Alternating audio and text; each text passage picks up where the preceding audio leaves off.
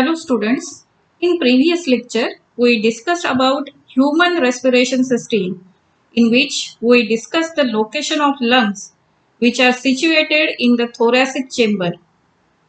The thoracic chamber is formed dorsally by the vertebral column, ventrally by the sternum, laterally by the ribs and lower side by dome-shaped diaphragm.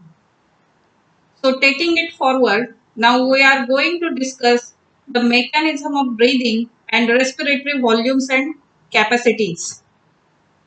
So let's start with the mechanism of breathing.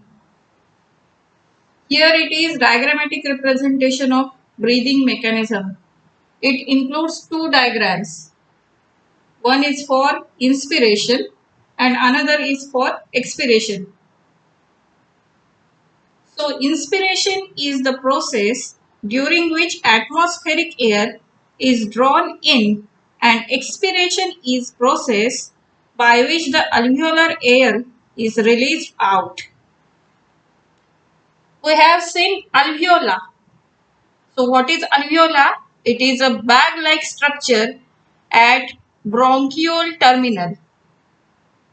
The movement of air in and out of the lungs is carried out by creating a pressure gradient between the lungs and atmosphere. The inspiration can occur if the pressure within lungs, here it is lungs, so if pressure within the lungs, which is called as intrapulmonary pressure,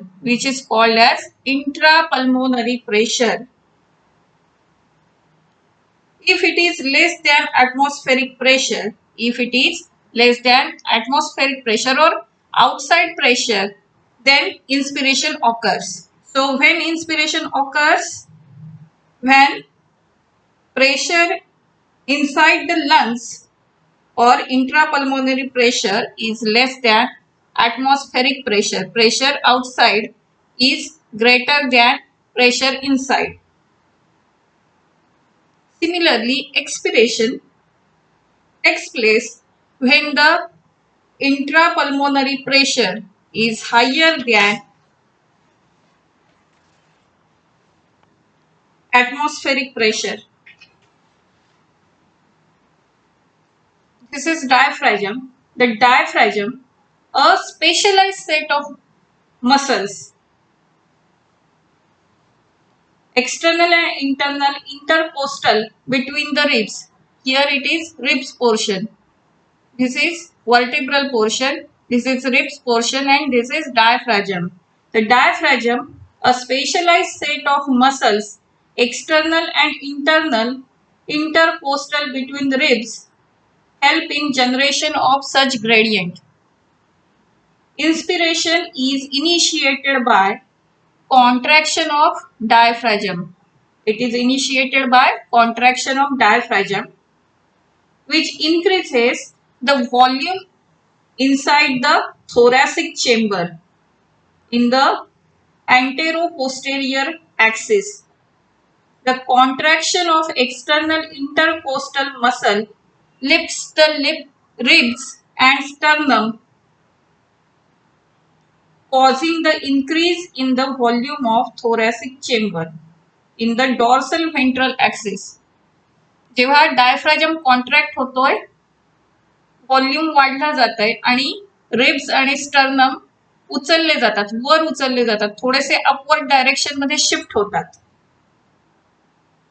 The overall increase in the thoracic volume causes a similar increase in pulmonary volume. An increase in pulmonary volume जर वाढला तर जे pulmonary pressure असतं ते कमी होतं. An increase in pulmonary volume decreases the intrapulmonary pressure to less than atmospheric pressure, which forces the air from outside to move into lungs. बाहेरची हवा आत जाते आणि the process is called inspiration. process is called inspiration. Now, opposite actions are carried out in the expiration. This is the diagram for expiration. Now, let us see what will happen in expiration. In previous diagram, diaphragm is contracted. Now, diaphragm is relaxed. Relaxation of diaphragm and intercostal muscle returns the diaphragm and sternum to the normal position. हे जे उचलले गेलेले part होते रिबचे आणि स्टर्नमचं ते normal लेव्हलला येत आहे.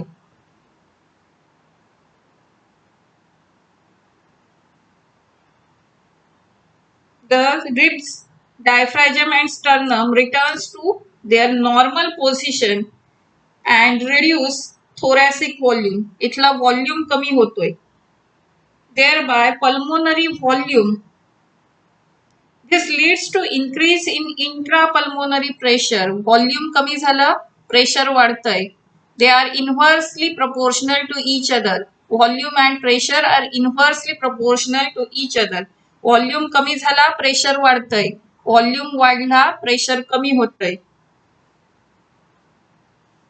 This leads to increase in intrapulmonary pressure to slightly above the atmospheric pressure. आतलं प्रेशर वाढलंय, बाहेरचं प्रेशर कमी आहे आणि त्यामुळं हवा जी आहे शरीरातली ती आतून बाहेर जातीये. हवेचा एक नियम लक्षात ठेवायचा, हवा जास्त दाबाकडून कमी दाबाकडे वाहते. Same feature is applicable to the human body. This leads to increase in intrapulmonary pressure to slightly above the atmospheric pressure, causing the expulsion of air from the lungs, and this process is called expiration. On an average, a healthy human breathes 12 to 16 times per minute.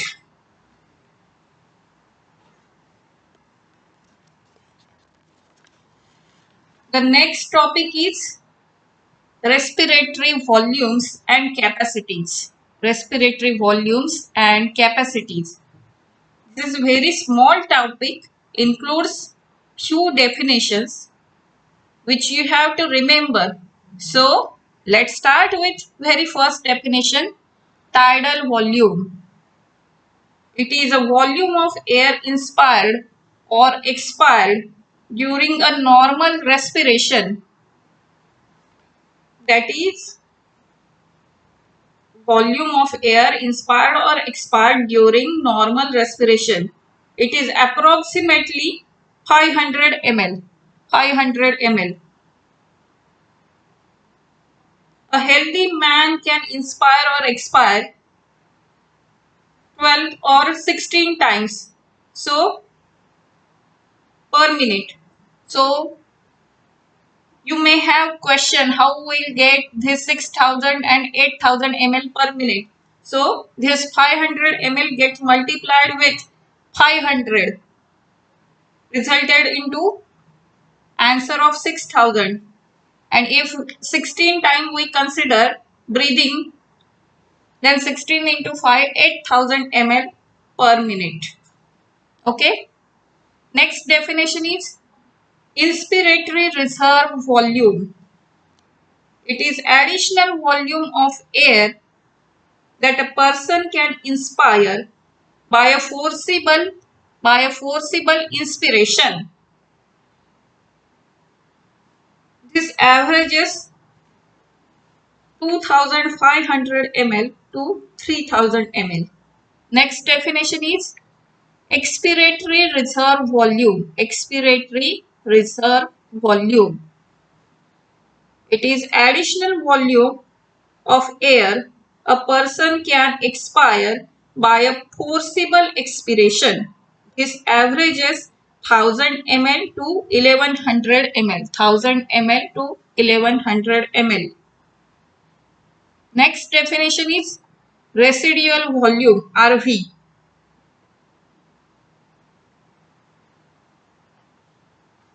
It is volume of air remaining in the lungs even after a forcible expiration.